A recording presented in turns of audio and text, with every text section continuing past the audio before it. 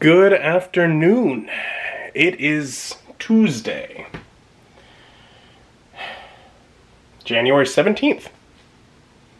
Today is an exciting day. Today is an important day. Today is movie day. And it's a movie day that I've been working towards for 672 days. Sort of. I don't know, it's what I was working towards at the time. But because on the 11th movie day, assuming that you count the really early, the home review as movie day, which I do, because it was the same thing, I just hadn't decided on a good name yet. Then the 11th one was Dr. No. The first James Bond movie. And I have, over the last, again, slightly less than 2 years, been making my way through the James Bond movies. Rewatching many and watching some of them for the first time. In fact, the last one I watched, Spectre, I was shocked with how good it was.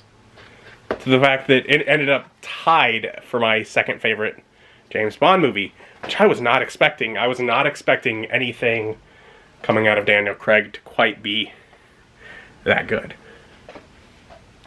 But it was. And honestly, when I think about it, it's like, Skyfall was relatively high up there too. It was amongst there. So he's had more good ones than not. He did have Quantum of Solace, but you know, I'm sure that's not his fault. But today, he's actually, like I said, I didn't know it was what I was working for when I started doing it, because when I started doing it, I didn't have that set, and this movie wasn't out yet when I got that set. I have No Time to Die is the most recent James Bond movie, which to my understanding is Daniel Craig's final James Bond movie.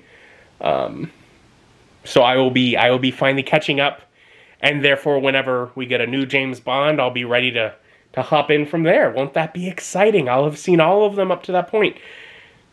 That's cool. But yeah, so I don't know much about this. I don't know, it's weird. It's weird, because again, I've been doing Movie Day for just over 2 years at this point, and for the majority of that time, I have been making my way through the James Bond movies. To think, with this one, I'll be done, is weird, but cool, because it lets me move on to other things. I want to get back into Marvel. I'm really looking forward to it, but I'm so close to finishing this up. It feels like the right thing to do is finish this up first, and so that's what I'm going to do. So I'm going to settle in, and after watching this, I'll discuss my thoughts on 007. It's not time to die.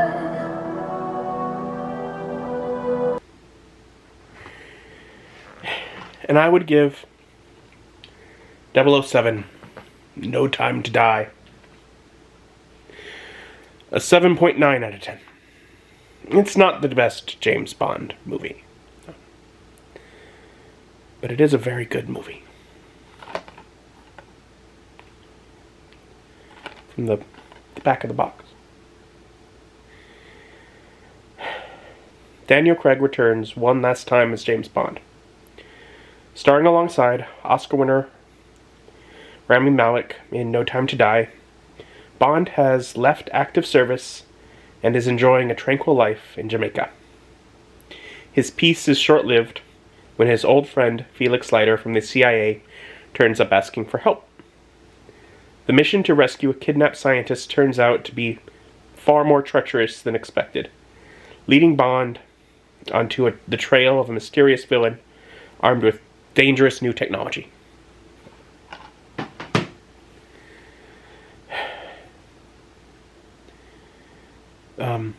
In this movie, first it begins with Miss Swan's childhood trauma. Miss Swan is Mr. White's daughter, who in the previous movie, she was the main character, leading female, whose name I could never remember. I gave up on learning her first name. Last name is Swan. I can remember that. Get her childhood trauma.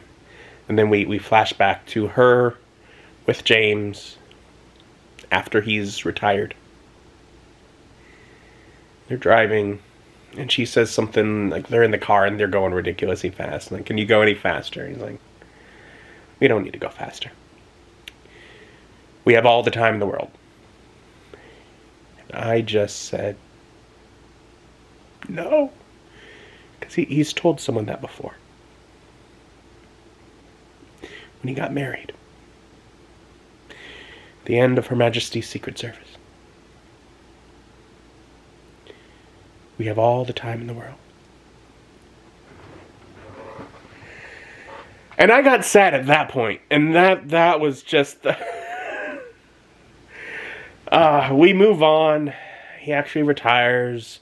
We get some scenes in MI6 where M is all like, get 007. And we're led to think, oh, is he working back for him? But then when we cut back to James in Jamaica, when Felix Leiter shows up, he's like, I've retired. Well, eventually, lady shows up. We found out that there's a lady 007. Take that, everybody. But someone else has the moniker now. For more than half the movie. James Bond is not 007, but through a decent part of it, working with or against her. Anyways, he goes to help Felix try and recover someone, working with some lady. And he ends up in this party full of Spectre, where Blofeld is organizing this terrible thing from inside jail. And he has them all around him, and he's gonna poison and kill James Bond with this new technology, this nanobot technology, these machines that go in the blood and they kill targeted DNA. But someone switched it on him. And instead of targeting James, it targets everyone in Spectre. All of them dead. Because Spectre isn't the villain in this movie. We move a little bit further. We find out that Swan, who at the end of the opening sequence, she's like, I gotta tell you something. And he's like, I don't trust you. I think you're behind this betrayal. She's like, I wouldn't be. And he sends her away. So he hasn't seen her in more than 5 years, and she is Blofeld's psychologist. And he needs to speak with Blofeld to try and figure out who's behind all this. But the person from her childhood trauma shows up and basically threatens her and has her wearing nanobot technology that will target Blofeld. Well, she has it on and she gets cold feet and she leaves, but James touches her wrist where she'd rubbed it before she gets out of there. And so, through some confrontation, it goes on to Blofeld, and Blofeld dies pretty early because he's not the villain. This character played by Rami Malek, who is the person that killed Miss Swan's mother and almost killed her, but decided to save her as a child. It's coming, and he's the one that is orchestrating all this nanotechnology. Like, he's pulling the strings from further up. Lots of time spent figuring things out, tracking people down. James goes to find where Miss Swan ran off to and finds out she has a daughter with striking blue eyes. Anyway, so he ends up with her and the kid through a lot of it, trying to keep him safe. They end up kidnapped. And, now James, working with new 007, who finally gives him back the moniker, goes off to this island where they've tracked him down to, where this woman he loves is, her child, this villain. And then as they get there, they find out that they're producing this nanobot technology to the effect that it will target just widespread. It'll just spread around the world and just kill billions. They have to stop it. But first, James has to get Miss Swan and her daughter free. So, he ends up at a point where, through being awesome, manages to subdue guards, Miss Swan manages to get herself out and meet up with James, and they manage to locate where the daughter has ran off to in hiding when she got a chance to get away. So they're all united. They get with what I'm still going to call 007 because I don't know what the other agent's name was other than once she gave that. And they get everyone but James off the island to safety. James has to go open the blast doors so that they can bomb the island and destroy all of this nanobot. And Rami Malek's character comes upon him when he's trying to escape from doing that after reclosing the blast doors. And they have a scuffle, and he has a vial that we know contains the nanotechnology that will target Miss Swan's DNA, which will target Miss Swan's daughter's DNA. And he breaks it on James's face. And the thing we learned earlier is once you have it, I mean, it's harmless to anyone it doesn't target, but there's no getting rid of it. So he can't get to her, or the daughter, which at this point, he knows is his daughter. That what she needed to tell him when he was putting her on a train and sending her away is that she was pregnant. And he's a daddy. And the only way to get rid of it is the same way they're getting rid of all the other stuff. To blow it up. And so we have this dreadfully emotional scene as he is standing on this island, able to be patched through to a call, Miss Swan, and let her know how much he loves her, and she's able to make sure that he knows that it is his daughter. And James Bond dies. He dies for love.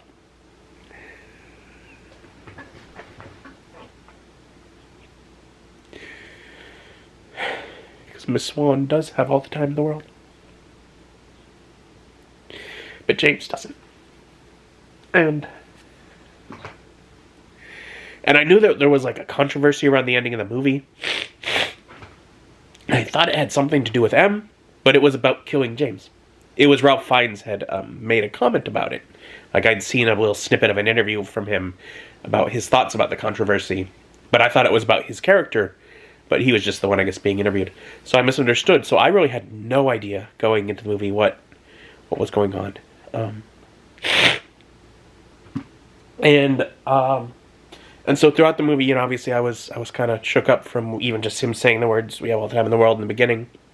And then as things are going down the line, like Felix Leiter ends up getting killed through the betrayal as they're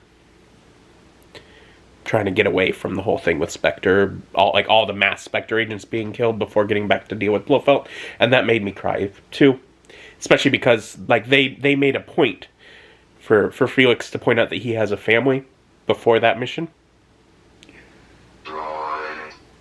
Shh, I'm talking. And then at the end, I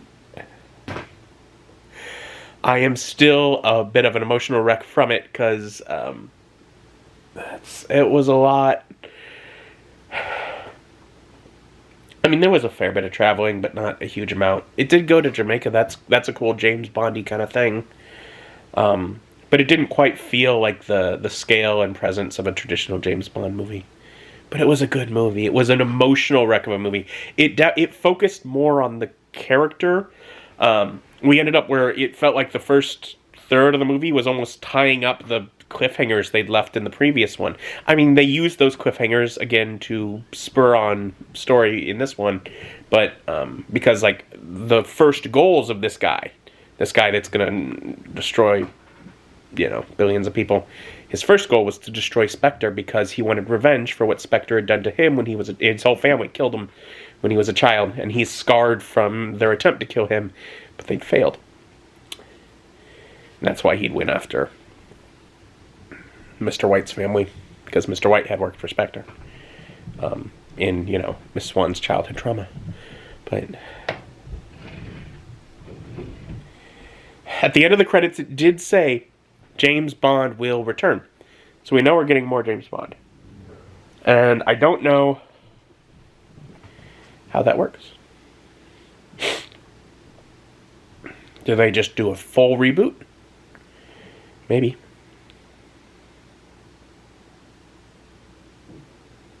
Maybe that's why Ralph Fiennes had commented on it, because if they do a full reboot, he might no longer get to be M. It felt like it was a reboot with Daniel Craig starting, except Judi Dench got to stay.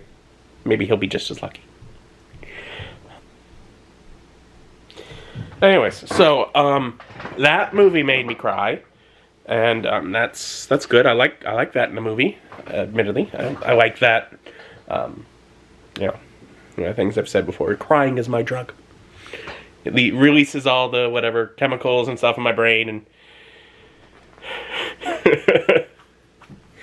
don't smoke, don't drink, don't do drugs. I cry. I induce tears through drama. And that did a lot of that. So, yeah.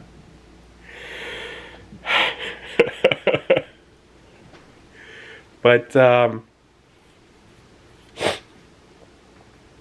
liked it. Again, with 7.9, it's up there. It's the thing, I'm like... Of course, Timothy Dalton still has to be my favorite James Bond, but... Daniel Craig is a close second. And it's so weird for me to say that, because I remember when I saw the trailers for Casino Royale, and I was like, he's not James Bond. And then at some point I saw Quantum of Solace, and I was like, this movie terrible. But I saw Casino Royale, and it wasn't bad. And the movies after Quantum of Solace are all quite good. They're all quite good.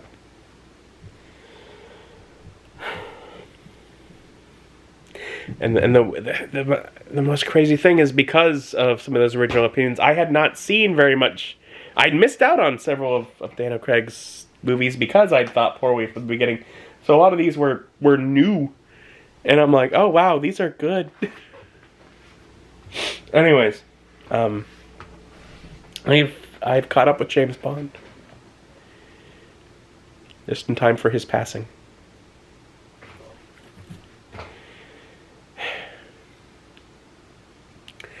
I'm excited to see what they do with the character next.